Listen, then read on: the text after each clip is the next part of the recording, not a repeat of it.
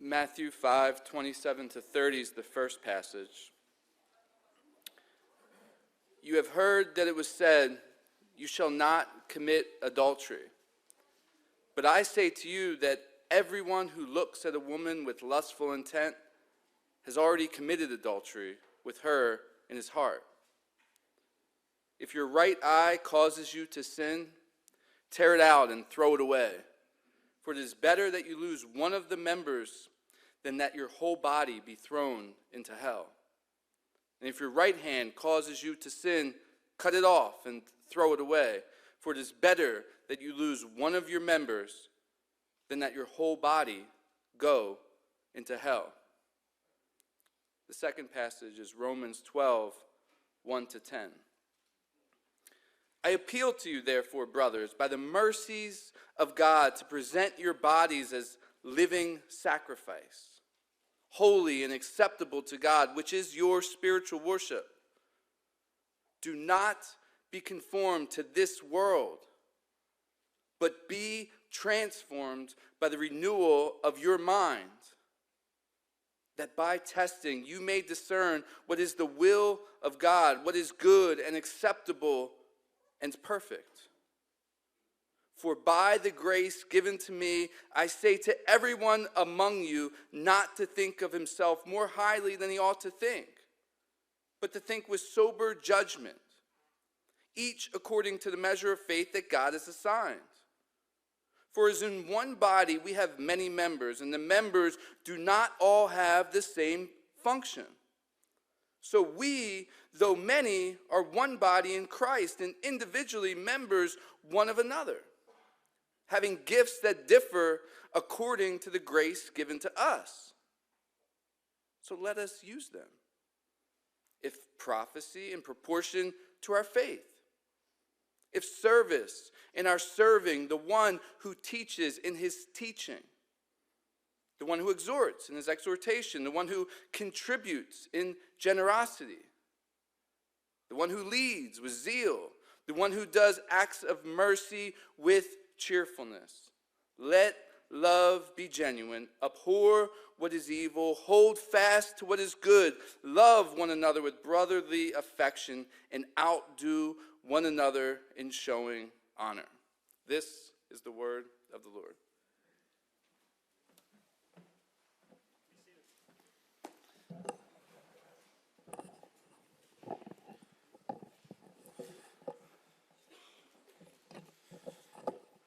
It's always a joy to sing with you and declare together just the beauty of God and all of his holiness.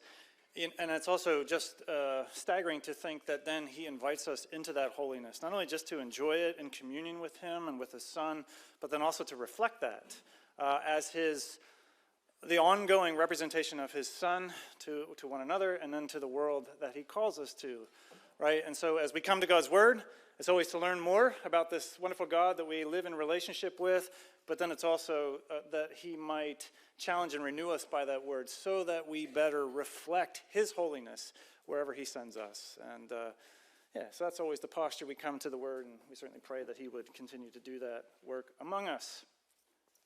The way we're going at that here of late, normally if you're new here, we just kind of work through a book of the Bible, but we put that on pause, put John on pause while we're in the season of Lent leading up to Easter, and we're looking at these classic sins that throughout the history of the church, leaders, spiritual writers have whatever called them these 7 deadly sins. Right? We're just taking time to just unpack these and see where maybe some of these reside in our hearts and dig that up and let God's grace go at his renewing work on those things. And just before we jump in, just one or two quick reminders here. When we talk about sin, just remember that it's so easy. There are 2 easy mistakes that we can often make when thinking about sin. The first one we've mentioned is to think that the really bad stuff is out there, right? Outside of me, outside of these walls, out in the pagan secular environment, whatever, right? The world out there that is, taking Christ out of Christmas or is all confused about gender binaries and all these sort of things, right? What it does, by spending time in actually the classic marked deadly sins is you realize, whoa, wait a second. Pride, envy, anger, slothfulness, that's not such an out there issue. That's stuff that I need to work through and still do battle with. So it's not really for me to just assume it's out there and just perpetually stand in judgment and prop myself up. Okay, one mistake that you can make. On the other end, the other mistake you could make is just by assuming that all sins are equal. Right, you've maybe heard that before. Hey, sin is sin. If you sin this way, you might as well sin that way. All sin is equal. That's another mistake you want to make when thinking about sin. Because, well, in one sense, yeah, apart from Christ, to be guilty of one aspect of the law is to be guilty of it all, and we all stand condemned and separated from our Creator. Yes, that is true, but that is to have a biblically anemic view of what sin actually is, if that's all you think of it is. Right? Sin is a tearing not just at our relationship, the fabric of our relationship with God, but it's also tearing at the fabric of relationship with one another, tearing at the fabric of relationship with God's creation, the life that He intended for us to enjoy, our bodies, right? It's tearing at all of that. And so, and there are some sins that are just particularly more deadly or effective at tearing at those fabrics of relationship. And that's part of what we keep in mind as we're looking at these particularly 7 deadly sins. Last thing I want to just say by way of reminder or intro here again is just, I'm struck this time as I'm reading through how, people throughout the history of the church talk about these sins. I'm struck by how often they're talking about them as the antithesis of love. What makes them particularly deadly is how opposed they are to the business and to the calling that we have of love towards one another, right? Slothfulness, not just inactivity, but as we talked about it's being lazy in love towards God or towards my brothers and sisters or towards my neighbor, right? Pride, loving myself more than I do my neighbor or my family or my brothers and sisters. Right, and I just think that's particularly important as we move in today's topic. I'm going to be kind of circling back around to that and talking about this business of lust as the antithesis of love, or at least the love that Christ is calling us to. All right, so that's our deadly sin for today, the sin of lust, which, spiritual writers throughout the church, they often saw a very close link between lust and gluttony and would often treat one right after the other.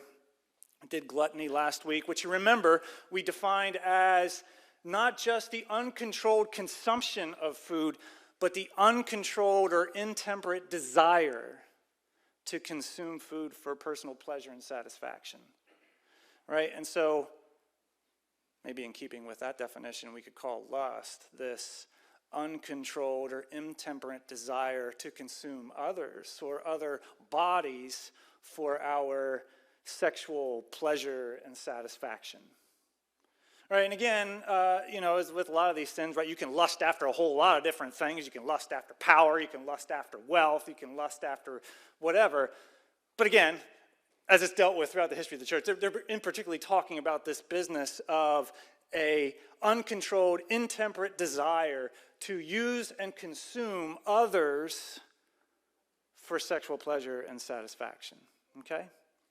So that's what we're talking about here this morning. And to get at this, I guess it was about, what year is it now? 7 years ago, September of 2017. Several hundred people were gathered in the grand ballroom of the Ritz-Carlton Hotel in downtown Chicago. I heard we have some Chicagoans in the house today, maybe. Maybe not. All right, anyway, visiting from Cedarville College. Introduce yourself to them. But, 2017, a couple hundred people.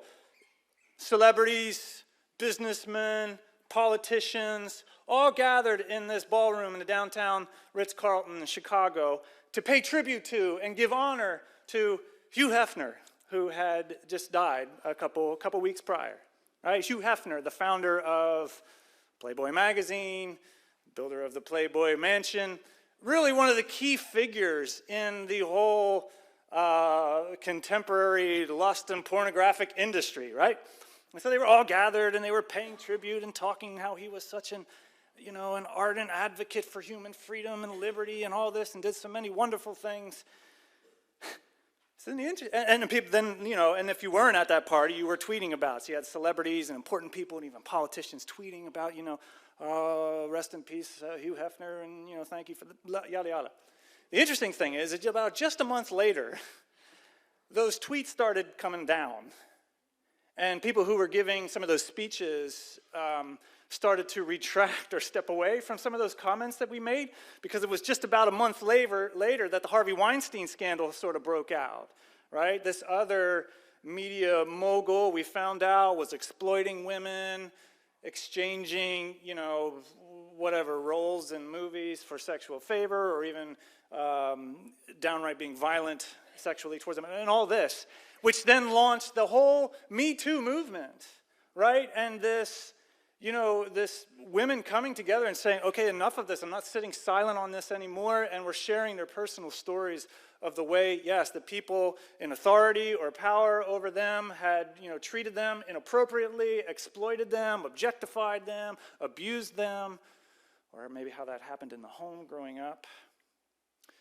And so now all of a sudden, well, we're not so sure we ought to be just publicly praising this guy who has really fed into the whole modern objectification of women movement. And then even some of the, the women that spent time in the home, or even his whole wife, started to write books and just talked about just the discomfort of the whole thing, and yada, yada. And so there was like this weird cultural moment where we didn't know what to think about this sexual liberty. Like, on the one hand, it was like, oh, it's great, whatever. And the other hand, whoa. And I feel like it's an interesting synopsis of where our culture is on this. Like, we're not really sure how to think about it. It's like, on the one hand, when you think about lust and all this stuff, it's like, well, what's the big deal? Or you'll hear people say God doesn't care, what goes on in your bedroom. Love is love. Sex is empowerment. All this sort of stuff, And so we applaud the libertarian movements of the 60s that, opened these things back up. But then on the other hand, like, there is this kind of reeling and a little bit of stepping back from this just brute objectification. And then maybe manipulation or exploitation, especially of women, that has sort of come on the back end of that. We're not really sure what to do with that. And what I would, for me, like, seeing that tension, I feel like the culture doesn't know whether they want to or reject the ethic that Christ had towards sexuality.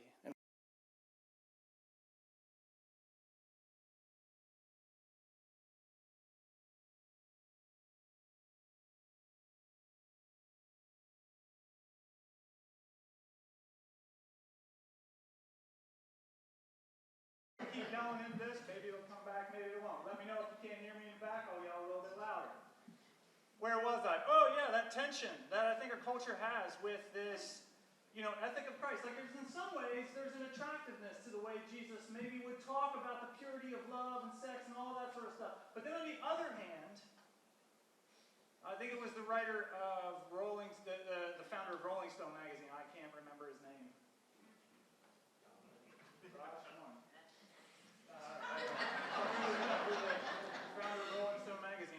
Anyway, he back in the day was applauding the libertarian spirit and the sexual revolution of the 1960s, and literally called it like the removal of the wet blanket of Christianity, such that now people could live into that full sexual enjoyment. Don't mind me. Keep going. You never mind me. No. Never mind the man in pink walking over to the Yes. okay. Okay, just We have this sound box over here that seems to be acting up, so we're just rebooting. Use the handheld. It's the whole system. Yeah. All right, I'm going to be louder. It might come back. The writer of Rolling Stone, he said, yeah, like that whole sexual liberation movement of the 60s, there it is, see that? It was like the pulling off of the wet blanket of Christianity. And he was applauding this and saying, finally, at long last, we're going to go back to just the enjoyment of pleasure that we were meant to enjoy. And he said quite literally, we're going to go back to the way the Greeks and the Romans, celebrated sex in Dionysian fashion, right? The thing is that is just, well, it's either extremely sexist or it's just terribly uneducated. Because the thing is that, yes, there was a whole ton of sexual liberty and lust and all this stuff going on in Greco-Roman world, but it was only in benefit of one half of the population, right? It was only for the guys. Like, you go back into Greco-Roman times, and there literally was no protection for women against any kind of sexual exploitation or abuse or anything like that. The only protection was to get married, because when you got married, then you were the property of another man. And so if a man comes and takes another man's wife, well, now that man's in a problem. But apart from that, there was no protection. Or to say it this way, it wasn't viewed as a problem back then, that men could just take and use women for their own gratification and pleasure. Right, there's a reason why in the Latin language we have literally 25 Latin words for prostitute, but no words for a male virgin, because it just was a misnomer. It wasn't a thing. And not only that, right, it was the mark of a man. Right, it was a mark of how honorable and how prestigious and how accomplished and how successful you were, that you were a master at conquest and taking and using whatever for your personal pleasure and delight. It just was accepted and in no way viewed as a problem that a man could take, even against their will, and use a woman of lesser social status, or a prostitute, or a slave, or even children for his own personal pleasure and whatnot. It was Rachel Denhollander in that famous trial against Larry Nassar, right, the Olympic doctor that abused countless women sexually. And when it came time to hand down sentences from the judge, Rachel Denhollander, she asked the judge in front of the whole courtroom, "Judge, I ask you, what is a young girl's life worth?" And the interesting thing is, okay, so we have an answer to that question. It is of infinite worth and value, and thus there should be a really stiff payment of penalty here, right? But if you go back into the ancient Greco-Roman world, there wasn't a clear answer to that question. They would say, well, it depends of what social status that woman is in, or it depends who's asking the question and what social status he is in too, right? Which is all to say here this morning that if you in any way, or if our culture in any way recoils against the objectification, the exploitation and manipulation of women sexually, that's only because they've been powerfully impacted by the revolution that Jesus started, right? And in my mind, that's the tension that our culture is trying to wrestle through. Do I embrace Jesus' ethic, or is it just some prudish ethic that, whatever, of a bygone era? And so we're asking that question a little bit this morning as we talk about lust, and I want to just really dive into it just a little bit, not extensively, just what is behind these verses here in Matthew 5, like where Jesus is coming from and his whole perspective. And basically, I just want to say, like, you have no idea how radical or how different of a worldview lies behind these verses that we just read in Matthew chapter 5. All right, so let's talk about that for a second. First of all, this is Jesus' Sermon on the Mount, which a lot of commentators, theologians have often said is one of the most radical, revolutionary sermons the world has ever seen, right?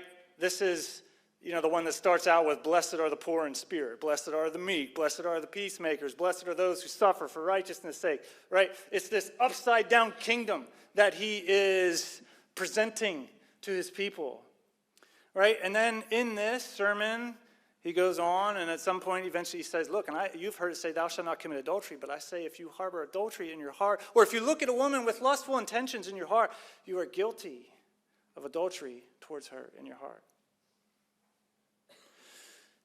Okay, so there's a couple things behind this. And I say, first of all, that Jesus just has this, well, first of all, he has a radically different view of marriage, than the Greco-Roman world would have had. For Jesus, marriage is this lifelong covenant of mutual love and submission. In the Greco-Roman world, marriage was something that propped up the interests, needs, desires of the patriarch, of the man. So if you were a wife, if you were a child, your life literally was lived in service to the desires, the goals, the dreams, the agenda of the father-husband figure. Right? Jesus flips that on its head, and when he comes and says, yeah, no, husbands, actually, I'm coming to you first, and I am saying that you need to lay your life down for the well-being of your spouse. Right? You need to come and you need to lay down those goals and those objectives and those desires for what it is I want to accomplish in the life of your wife and the life of your family, right? I want you to love your wife the way I'm loving the church. Watch as I go and die for her, right? Wives, I want you to honor your husbands. I want you to submit to your husbands as unto the Lord, right? And the thing is, all together, this act of mutual love and submission to one another is ultimately to be done in submission to me, right? And what it is I want to accomplish in and through you in the neighborhood and in the church and wherever I send you. I tell young couples, anytime I meet with them for premarital counseling, at the end of the day, what God is doing in marriage, all the way back from the very beginning, is he's forging a more effective team to go at his kingdom mission together. Right? Don't buy that secular notion that, okay, marriage is just ultimately for whatever my personal mission and kingdom and needs and desires are. No, what God is doing, he's forging a team here to better and more effectively go at his kingdom mission. Radical concept in the ancient world, radical concept still today. It's radical today when you think about, this is the other thing I tell young couples, the marked difference between a covenant and modern marriage. Modern marriage just seems more like this social contract where, okay, we're coming together and I am pledging to invest in you in love so long as you are investing me in love. Right? And if you ever pull back from that investment of love or neglect your responsibilities in love, well, then I reserve the right to pull back my responsibilities. And if you ever walk out, well, I'm walking out too. And, very, very different concept from this covenant of self-giving, self-denying, self-sacrificial love, submission, honor, and respect. Right?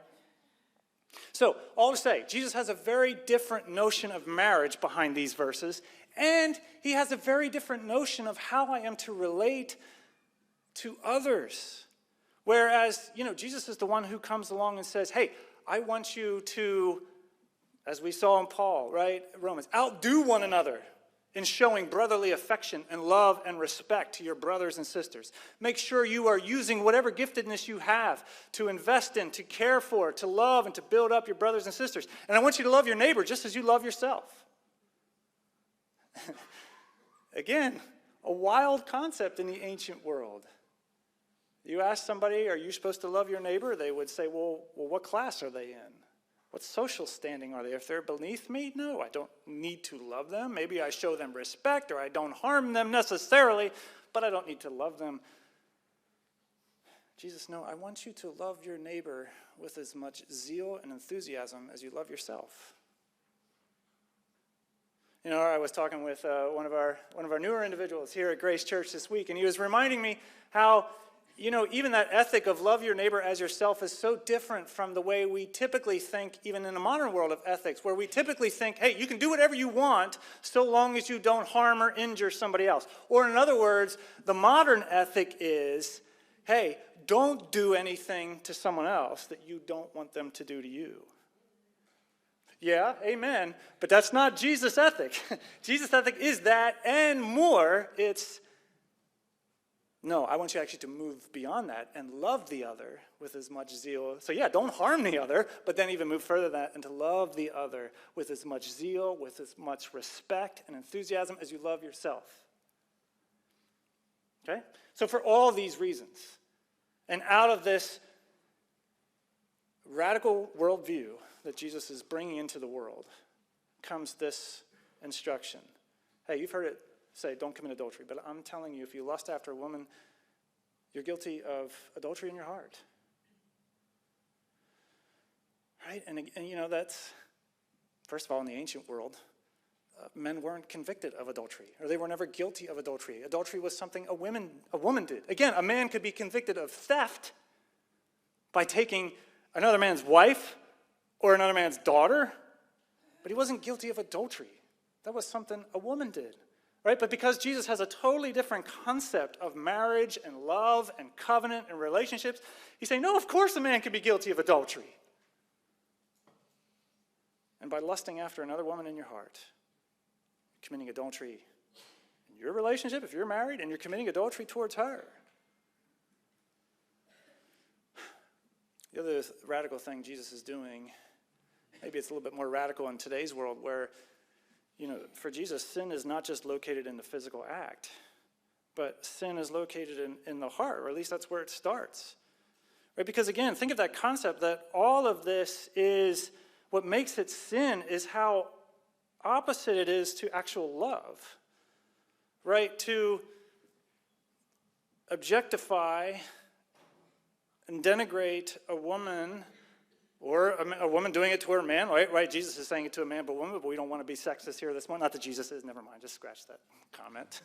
Right? But it can go both ways. That's the whole point there. But right, to do that in your mind is not an act of love, right? It's an act of consumption. It's an act of taking the other, and then to indulge that lust is to take and to use the body of the other for personal pleasure and satisfaction. It's the antithesis of love. And so that's why Jesus says, yeah, no, it's not necessarily just in the act itself, but that anti-love, that objectification, that consumption of another person, that neglect and willful refusal of the call to love of your Creator, that is something that originates in the heart and starts there. Right? This is why church writers, spiritual leaders, they don't make adultery the deadly sin. They make lust the deadly sin. And I think it's a pretty strong counter to what maybe seems more like a modern mindset when you talk about lust. It's like, hey, look, that's just a personal, private thing that you do. It's no harm, no foul. You're not actually, right? Yes, to enact on that in a wrong way, we don't do that. But lust, not a big deal. Not a big problem. And Jesus is saying, no. You don't understand. To already in your heart take and use and consume with your eyes someone else just for your pleasure and satisfaction. That there is the antithesis of Christ-like love. And that's where the sin starts. Make sense? All right, let's take just a brief rabbit trail here. In the ancient world, there was separation between the lustful thought, or the indulging of whatever lustful thought, and maybe any sort of physical enacting of that, right? In the ancient world, to lust and then to act on that, you would go to a prostitute, or you would, whatever it is, right? There was some separation between there, and oftentimes that separation would be the place to get that thing into control and get it in order and move away from it, whatever. Even 30 years ago, to, the demon of lust to, rage inside someone's heart and mind. There was still some separation between that and maybe actually living that out for personal pleasure. Like you had to go to some seedy gas station and get a magazine, or whatever if you wanted to. Right, there was some distance there, and maybe in that distance, or do I really want to go to that gas station and buy that and check out in the checkout line, whatever? Oh, okay, maybe I won't do that. But nowadays, right, we're all walking around with the most sophisticated, most elaborate, most extensive porn library the world has ever known right in our own pocket. That distance between lust and indulging that lust is all but gone, right?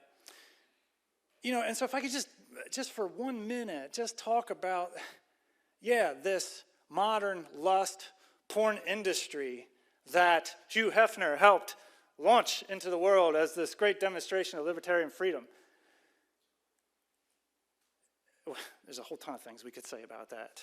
all I want to say about this morning, in keeping with what we've been talking about, it is every bit as much a return to the old Greco-Roman violent, exploitative abuse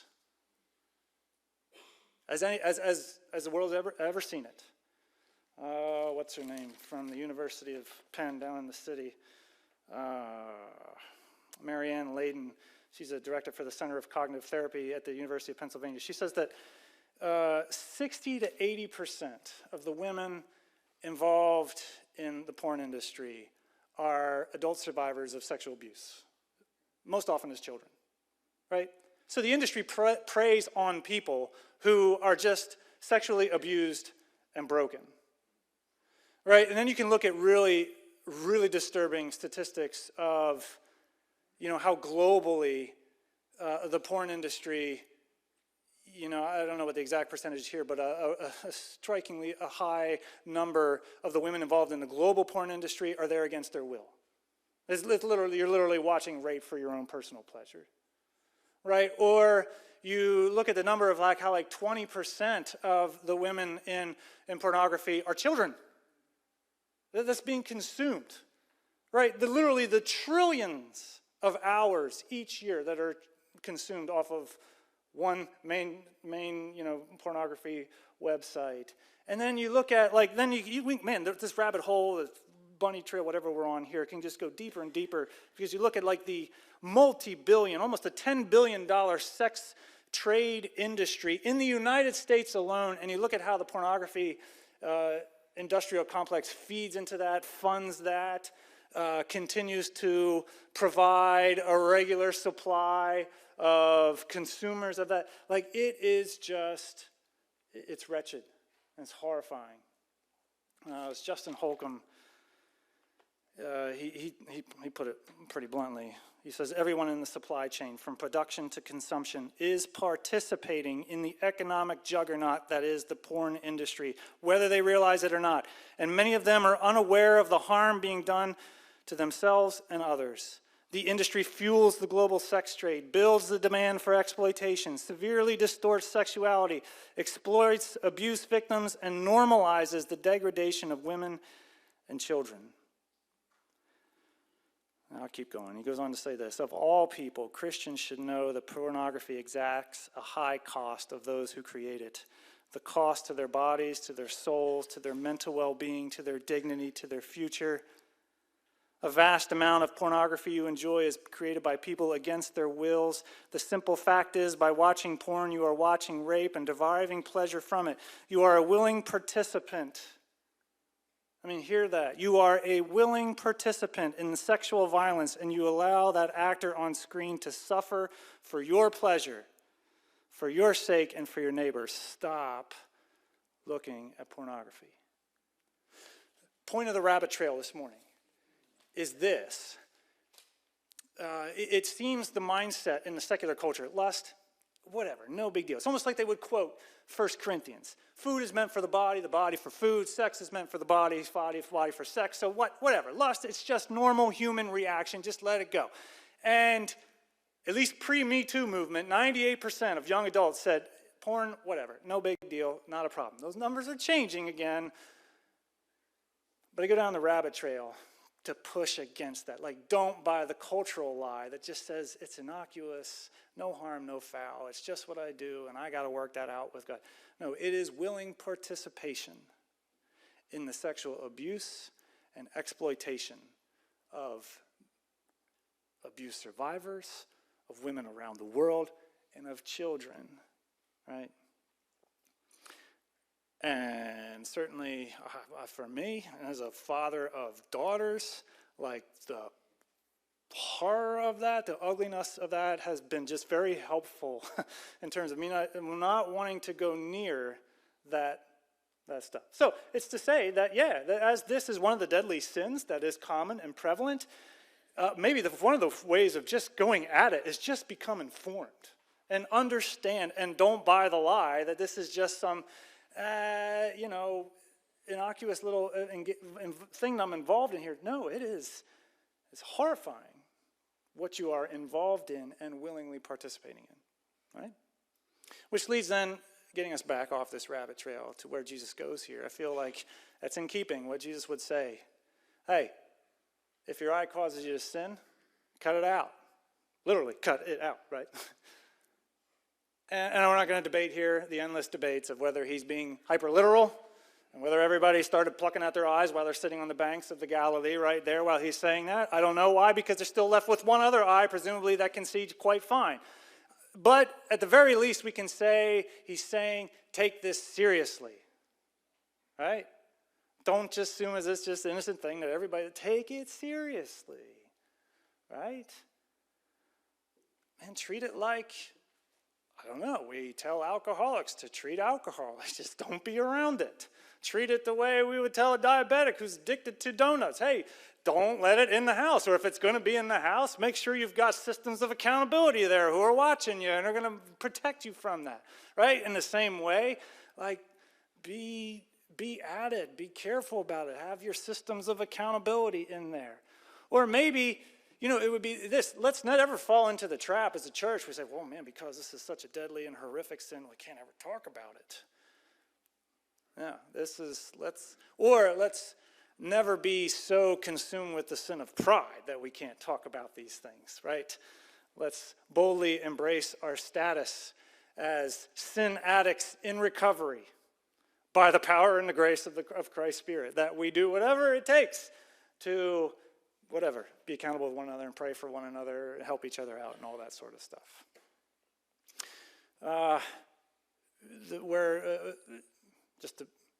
Before we close it, a couple thoughts from Romans 12 as well, too. I just find helpful in thinking about all of this.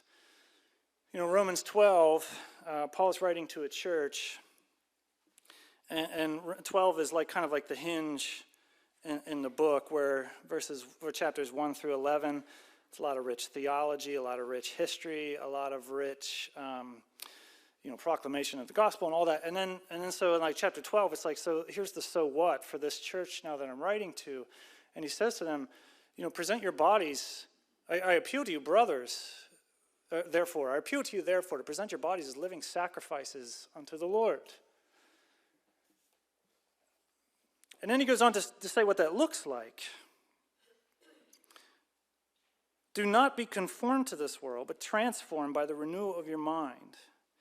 And that's a verse that unfortunately too often gets wrenched out of context. And we think that when we hear be transformed by the renewing of the mind, don't conform to the ways of the world, we think that means, okay, I shouldn't be so steeped in secular philosophy and I should just fill my mind with good, rich Christian theology and doctrine. You could take it that way, but that's pulling it out of its context. If you put it back into its context, he's explaining to us what it means to present your bodies as living sacrifices, holy and acceptable to the Lord. And you need to remember that he's writing to a church that is struggling with unity. They're dividing all over the place, especially along ethnic lines. And so here, right off the bat, he's saying, okay, look, here is the so what of all that rich theology and gospel I gave you. Present your bodies as a living sacrifice. Be transformed by the renewing of your mind. And then he keeps going. What does it look like to have a transformed, renewed mind and thus present my bodies as a living sacrifice? Verse 3, for the grace given to you, I say, every one among you, not to think of himself more highly than he ought to think, but to think with sober judgment. And then he goes on to talk about how we, out of that sober, humble judgment, how we ought to move towards one another in love. For as in one body we have many members, and the members do not have all the same functions, so we, though many, are one in Christ, and individually members of one of another. We have gifts that differ according to the grace given to us. Let us use them. If prophecy, in proportion to our faith. If service, in our serving. The one who teaches in his teaching. The one who exhorts in his exhortation. The one who contributes in generosity. The one who leads with zeal. The one who does acts of mercy, cheerfulness. In other words, what's he saying? This is how you live out.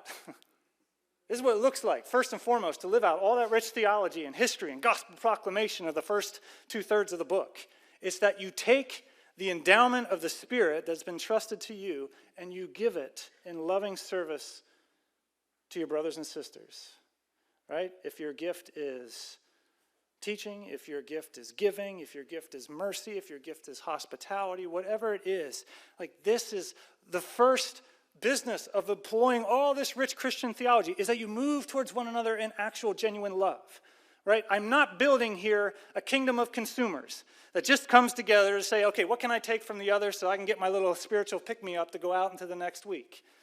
Or worse, the secular version, hey, where can I find, someone who will, my future mate or whatever, though I know that often happens in churches, whatever, that's a separate conversation. But he's saying primarily, what is the business of the church? To take who you are and give it in loving service to the other. Let love be excellent. Outdo one another in showing honor and privilege and love towards each other. Right? And it's just a reminder, this is the opposite of the lust. Right? The opposite of lusting is not just that I don't look, or whatever. No, the opposite of lust is this, okay, I'm going to move towards my brother and sister, not with the desire to consume, but to take whatever I have and give it in loving service. And I also want to just stress how much of a means of grace that is to you in your struggle with sin.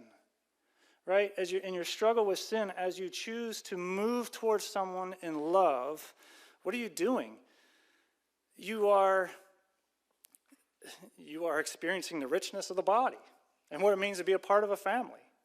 You are moving beyond some of the battles and the wars that you face on your own and in your own time, and you're getting away from that as you move towards someone in love. Or you are actually participating, as you do it in reliance on Christ, in the life of Christ, in the power of His Spirit that flows through you, right? And this is just grace upon grace to you in our struggle, right? So in part, we could say, what does it look like to take every thought captive? If a lustful thought comes into your mind, it's not just, it's say, okay, yeah.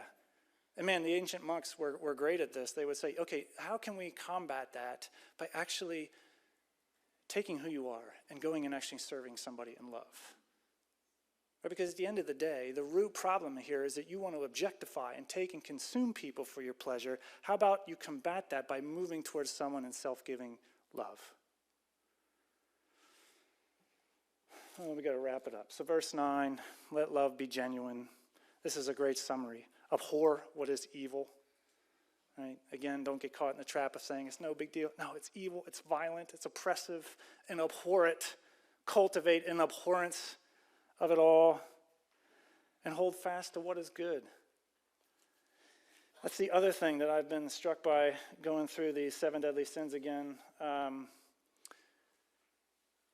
is just how much, guys, we'll talk about. Well, it was in our men's group yesterday that one of the guys said, it's one of the ploys of the marketing industry, in some ways, right, as they're marketing their product to you, if they've got a cheap product, one of the strategies of the marketing is they have to lower your standards. And they have to make you enamored with some cheap, less, knockoff thing, right? You think of like a fast food industry or whatever. And like the ancients will talk about, like, that's what all of these sins are. Like, these sins are all pulling you towards some cheap, knockoff version of satisfaction, right? And so, like, it's striking to talk about how the irony of, if you struggle with sloth, take a Sabbath, where you actually delight in the beauty and the glory of all that God has for you. And man, how that combats the depression and the anxiety that what so often leads into slothfulness, right? Or if you're struggling with gluttony, how for the ancients, like, part of the solution was actually engage in meaningful celebratory feasts with one another so that you cultivate a rich delight in the really good stuff such that you are less enamored by the knockoff, things. And lust would be the same way, right? Delight in all the good. I think it was John Piper who said, why do they board up and block all the windows of either porn shops or strip clubs, and whatever. And he says it's partly because, people walking by so that they can't look in. But he says it's also so that the people on the inside can't see the sky, right? Because to see the sky, to see the beauty of the sky, the beauty of the outdoor creation, maybe for just a moment takes your eye off the knockoff, whatever that's going on in this environment all around you. Right, and that's part of the idea that the writers would, just feast on the goodness of God's creation. And maybe that tempers your desire to just constantly consume even other people in violation of God's call to love. So there you go. I think the summary in verse 9 is great. Love what is good. Love one another. Love one another. Abhor what is evil. And hold fast to what is good, as God given us. And with that, we'll come to the table, and we will celebrate communion, which is the ultimate demonstration of someone presenting his body as a living sacrifice for our redemption.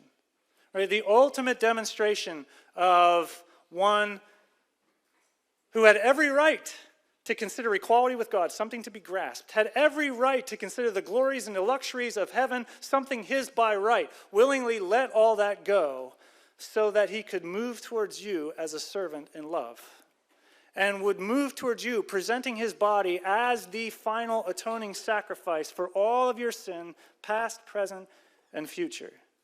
Right? And so as we talk about these deadly sins and the ruinous effects they have in our lives and our relationships, it is good for us to come back to the table and to be reminded very tangibly that Christ's body was broken and Christ's blood was shed to cleanse you of all these sins, past, present, and future.